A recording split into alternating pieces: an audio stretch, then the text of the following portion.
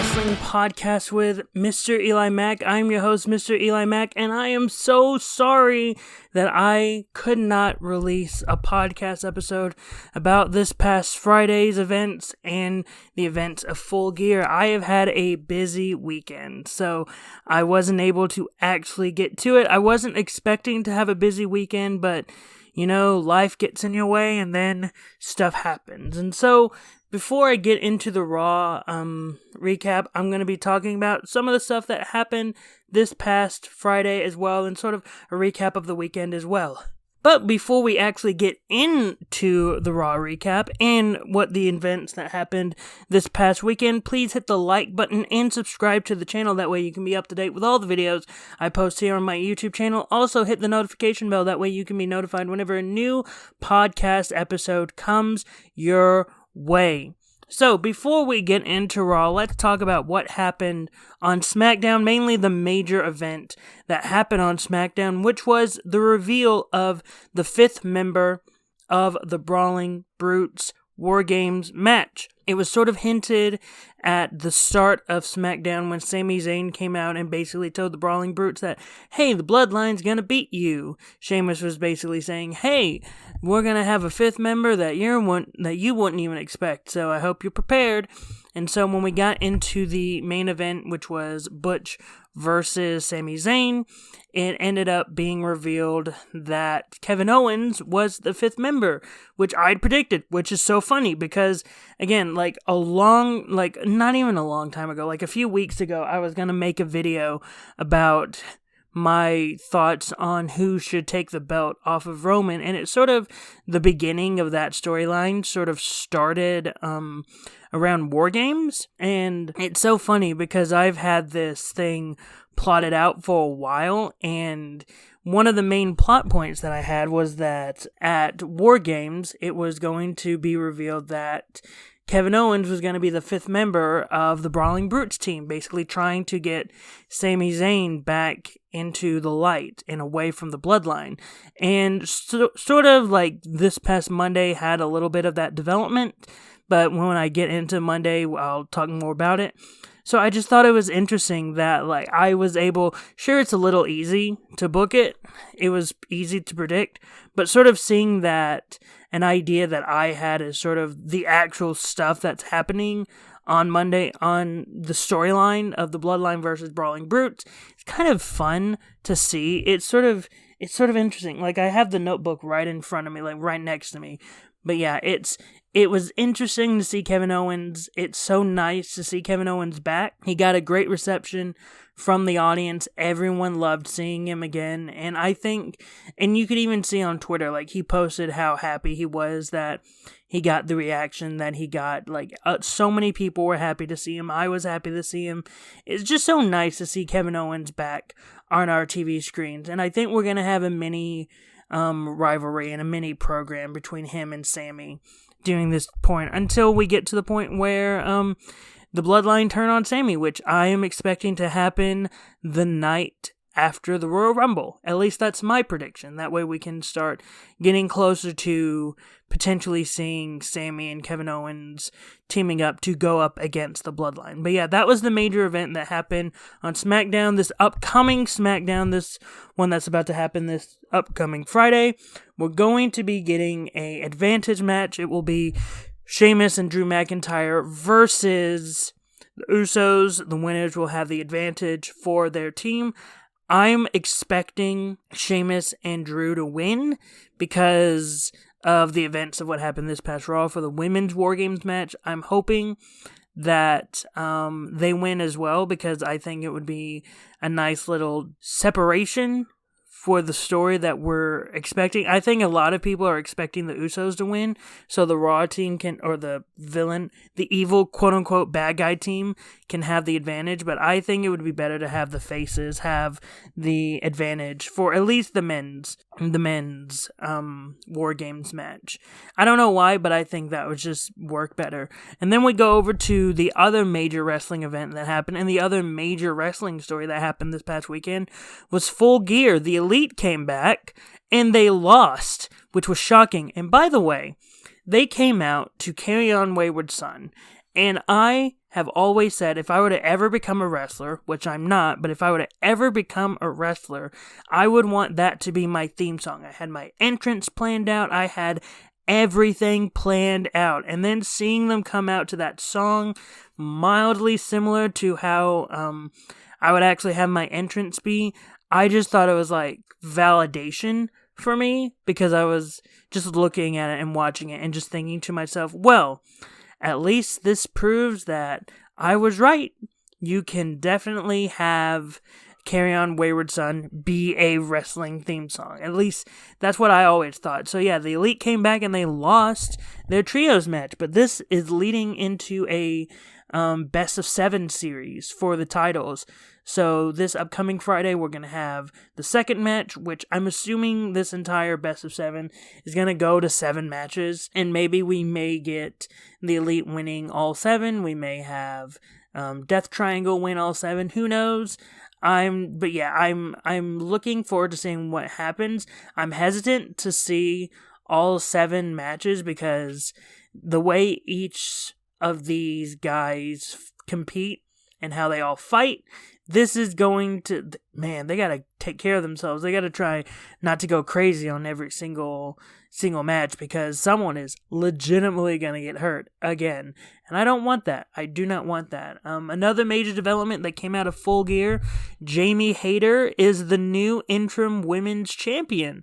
That was something I was wrong about. I really did legitimately think that they were gonna have Toni Storm retain so that they could have Toni Storm versus Thunder Rosa, but it looks like that's wrong, and I'm hoping, or they may not do that, but I hope that they start pushing the point of having Jamie Hayter not turn against Britt Baker, but have Britt Baker turn against Jamie Hayter, sort of like, and I saw this on Twitter, but it was basically the Triple H, Batista, Randy Orton gif of Randy Orton cheering on Batista's shoulders, Triple H giving him the thumbs up and then thumbs down, and then Evolution turn against Randy Orton.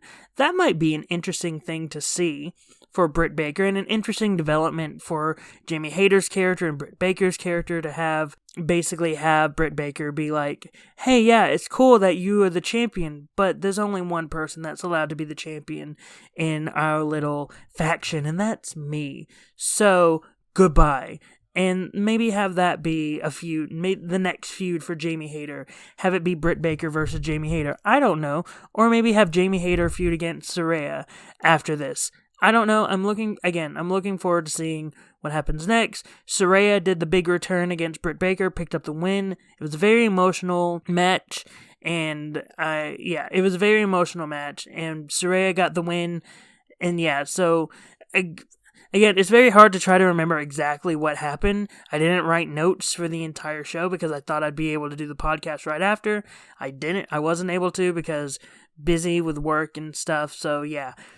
A lot of stuff in between, but also the biggest development was that MJF beat Jon Moxley for the belt, faking everyone out, faking the sympathetic routine of having everyone try to be on his side. William Regal turned against Jon Moxley. Again, a lot of this was sort of predictable, but the way they told the story, in my opinion, was very well done, and I'm looking forward to seeing what happens next, because MJF is a great on the mic, great in the ring. Again, someone said it best when they were talking about it on how he can try as hard as he wants, but it's going to be hard for people to boo him at this point. Everyone's cheering MJF, and I think that's true. Everyone's cheering MJF, and I think it's going to be very difficult for him to try to find a way to have people boo him after everything that has really happened. So, with all that out of the way, with the weekend out of the way, let's get into what happened on Monday Night Raw. The biggest development that happened on Monday Night Raw was that a new match was added to Survivor Series WarGames, and that was a triple threat match for the United States Championship. Seth Rollins defending against Bobby Lashley and Austin Theory. I'm sort of sad that it was not a fatal 4-way match. I'm very sad that it's not. Mustafa Ali is not in the match. I really wanted him to be a part of the match personally, because he's really also been a part of this feud. It's more than just those three. He's very much been the fourth man of the feud, and I really think he deserves to be in the match, but I'm not in charge. I really think Triple H really needs to look at some of the other people that are helping push this feud along, because without Mustafa Ali, we wouldn't have sort of the ravenous Bobby Lashley we have. So yeah, that was the biggest development to come out of Raw. And yeah, there wasn't much. I will say I am disappointed in one thing. I'm disappointed that there was only one women's segment the entire time the show was going on, which is a little disappointing. Sure, it was the main event segment and like the main event match, but still, like, normally through this entire run of Triple H in charge, most of the time the women have been given more of a highlight than just, we're giving them one segment and it's the main event. No, they've been given segments throughout. So I think only giving them one segment for the entire show really did hurt more than help. But that's just my honest opinion. Like, it's the same opinion I have about AEW Dynamite whenever there's only one women's segment or even one women's match on the card. I think we need to start acknowledging that women's wrestling is more important than it was a decade ago, or even like 2 decades ago. Like, women's wrestling has improved since the beginning of the women's revolution, since Divas to now just full-on women's wrestling. So I think the women needed more, or even like have one segment that led into the early on in the show, maybe even in the first hour, that led into the Bianca segment, that led into the main event match. But that's just my thoughts on the matter. So let's get into the match proper, or the show proper. It started off with a promo from the Brawling Brutes, basically hyping up why he joined WarGames, and he specifically was mentioning that he was going to focus on Roman Reigns, mainly because of what he's done with Sami. And Kevin even said that he still considers Sami a brother, which it makes sense. They've been doing this together forever, so it makes sense that Kevin Owens would still consider Sami Zayn a brother. And then this led to the Brawling Brutes and Drew McIntyre joining him, and then that led to the Judgment Day coming out, telling the Brutes and McIntyre and Kevin Owens, like, hey, you should be respecting us. We own Raw, basically, and you need to go back to SmackDown. And then the match later had... this led into a match between the Brawling Brutes and Judgment Day, which ultimately led to the Brawling Brutes picking up the victory, and then this led to the OC coming out and beating down Judgment Day because they were trying to do some shenanigans, but then Sheamus was the one to pick up the win, and it was a good match. It made Dominic look better than he had, so I'm looking forward to seeing what happens in the future, because I think this was a good, like, hey, look, Brawling Brutes versus the Judgment Day, Raw versus SmackDown for this one show, but this is a good way to push the WarGames match as well as the AJ versus Finn match for Survivor Series. Man, my brain is just going blank. I did not take good enough notes, honestly. And then next we had a face-to-face between Johnny and The Miz, and Johnny was supposed to be fighting The Miz, but The Miz said, no, I have an injury, I can't fight you tonight, but if you want to fight someone, here's Amos. And so Gargano and Amos had a match, but ultimately it was Amos getting the win. Again, not much here, it's just, again, pushing the storyline. No Dexter Lumis tonight either, so we'll see what happens next week, I believe, when we get Dexter Lumis versus The Miz. Maybe Johnny Gargano is able to help out Dexter Lumis get out the win. And maybe, who knows, maybe this is the start of Amos and The Miz starting a partnership through MVP. I don't know. This is, again, this entire feud is the one where it's like, sure, it's getting Dexter Lumis over a little bit, and Johnny Gargano is getting a great bit of stuff to do, but I don't think this is like the greatest storyline. And again, whenever The Miz is on TV, I sort of tune him out particularly. And then next we had Seth Rollins getting an interview, because this is around the time when it was announced that there would be a United States title match, triple threat match between Bobby Lashley, Austin Theory, and Seth Rollins. And then Corey Graves gives an interview to Seth Rollins basically saying, hey, I don't care about both of the people in the match. All I know is that by the time Survivor Series WarGames is over, I'm still going to be the champion. That was the basic gist of it. It wasn't verbatim what happened, but then we got a match between Austin Theory versus Ali. Again, Austin Theory with this new repackage and this sort of reset of a character has very much helped him a lot because he's had a lot more intensity. He's very much done more with the character of this version of the character than he did than the character that he had with under the Vince McMahon regime.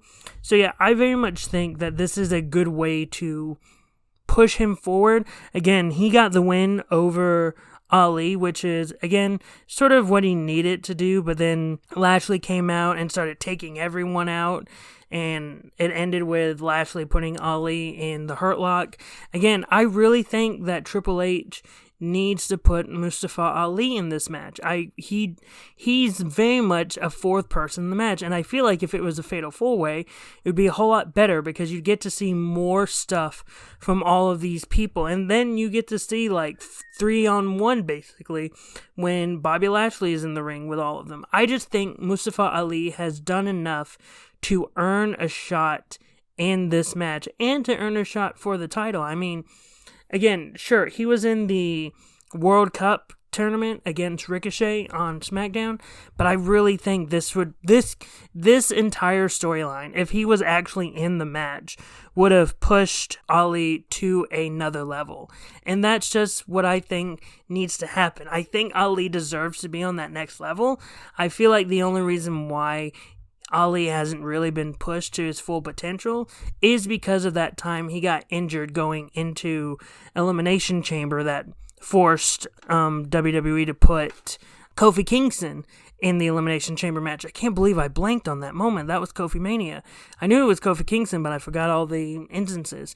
But yeah, I think ever since that moment, that has been the time when they've sort of stopped trying to put a lot into him, mainly because of that injury, and they probably don't want someone who they may think is injury prone to get into a major program yet. But then after that, we had Elias and Matt Riddle versus Alpha Academy. Again, Matt Riddle trying to put a band together with Elias. Elias, I think, is still a little hesitant about it, but ultimately, in the end, Elias and Matt Riddle proved to be a good tag team, getting the win over Alpha Academy. They're both really over with the crowd, so I wouldn't be shocked personally if this is a team going forward, and then Elias agrees to this partnership and this bandship, and it's just unfortunate that it's at the cost of Alpha Academy, because I really love this team of Alpha Academy, and I think, I don't know, there's just a thing about just putting two people that have never been in a tag team together, putting them together, and then proving that they're better than an actual tag team. I don't know, I know that's like a WWE staple, but I'm getting to the point where I'm getting tired of it. I really want, if you're going to be a good tag team, be already a tag team. Have tag teams beat tag teams, not two random people that are put together beat a tag team. That's just a personal opinion to me. And I think WWE has been trapped in the stigma of having two singles wrestlers that aren't used to being in tag teams, being in a tag team and beating tag teams. Again, I'm beating a horse with a stick, dead horse with a stick. I'm just tired of that trope, personally. So moving on with this, we had another match because it was Baron Corbin and JBL playing cards with each other, and Drew McIntyre got in. He ended up punching Corbin in the face and basically said, hey, get in the ring. Get in the ring. I want to fight you. And those two had a match. It was too long of a match. This match should not have been as long and as competitive as it should have been, because Baron Corbin is doing nothing right now. He's literally just here to make JBL look a little bit better and a little bit more competent of a manager, and Drew McIntyre is about to be in WarGames. So in my opinion, I think this should have been like not a squash match, maybe like 10 minutes at most, or maybe even 5 minutes of making Drew McIntyre look strong and have him just win the match, hit the Claymore, pin, good night, the match is over. But I understand, like, they want Corbin to look strong because he's doing this new character with this new gimmick. He's doing a mini feud with Akira Tozawa. So I understand that they want this entire thing, or at least for Corbin, to look pretty strong. But again, I just think it's not working when you're going up against Drew McIntyre, who very much needs to look dominant going into the pay-per-view.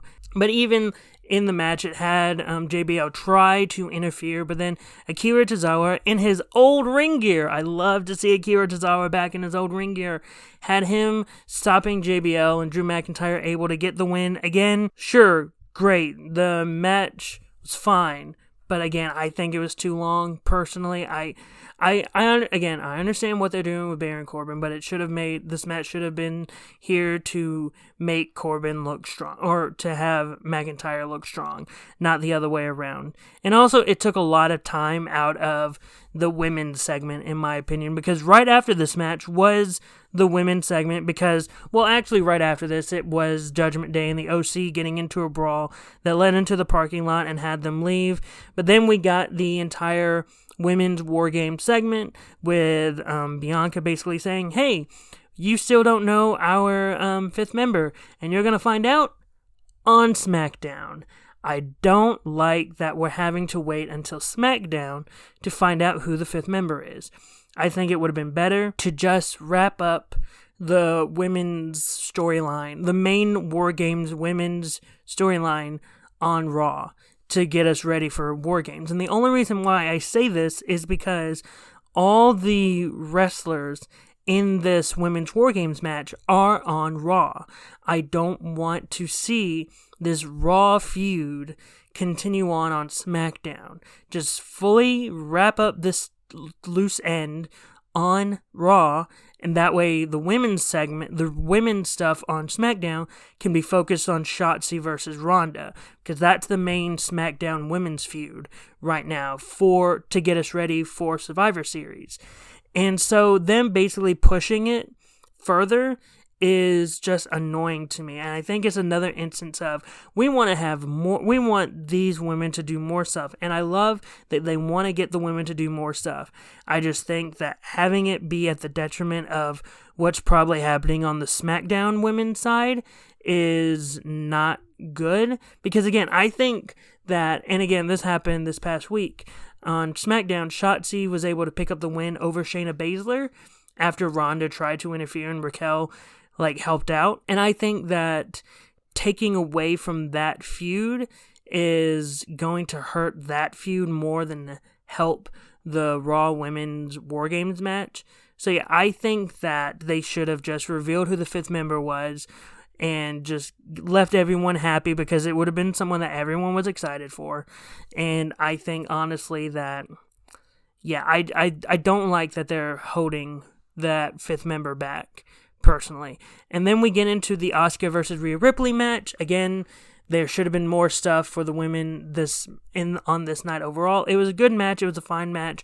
Rhea got the win, so the Team Damage Control WarGames team will be having the advantage going into WarGames, which again, for all non-WarGames wrestling fans, the advantage means that it's going to start with two women, but then the next woman that is going to come in is going to be on from Team Damage Control, so that's what it means. Just all of Team Damage Control gets to come out first before all of Team Bianca. So yeah, that's all that means. And then right after the match, there was a big brawl. And yeah, the brawl was fine. Look, Triple H loves doing these brawls, and I like seeing these brawls. But overall, I think the show was good. It could have been better. There have been better Raws, in my opinion. I like seeing the progression of Austin Theory's character. I like seeing the progression of the men's WarGames match. I feel like the women's WarGames match should have been a little bit more wrapped up before the actual event. And the only reason why I say that is because the men's WarGames match is on SmackDown, and that is basically a SmackDown feud, whereas this is a Raw feud. And that's the only reason why I say that. If it was more connected, if very much, if one of the other members of Team Damage Control was on SmackDown, and then the next member of Team Bianca was going to be on SmackDown, that's when I would be a little bit more lenient. But because all the members are on Raw, I very much think that this should be a Raw feud. And I know that's sort of hypocritical because the WarGames match had a segment on Raw. The only reason why I'm a little bit more fine with it is because the Usos and Roman are the undisputed champions. They can be on both brands because they carry both brands' titles. That's why I'm a little bit more fine with that happening because, again, of the reasoning of both competitors can appear on both brands, or all three competitors can appear on both brands, whereas when it comes to the Raw women's, or when it comes to the women's WarGames, all of them are exclusively on Raw, and the only people that can really swap between both brands are Io and Dakota, which even then, they don't really swap over brands, they're just mainly on Raw. So yeah, those were my thoughts on the Raw recap. Those were my thoughts on Raw. What am I doing? My brain's a little all over the place. It's still trying to recover from this weekend. What were your thoughts on Raw? Did you like it? Did you hate it? Were you indifferent to it? Whatever your thoughts, comment down below. Also, hit the like button and subscribe to the channel. I would really love it if you subscribe so you can be up to date with all the videos I have here on the channel. Also, hit the notification bell. That way you can be notified whenever a new episode of a wrestling podcast comes your way. Until next time, I've been Mr. EliMac. You've been the audience, and I hope you all have a great rest of the day.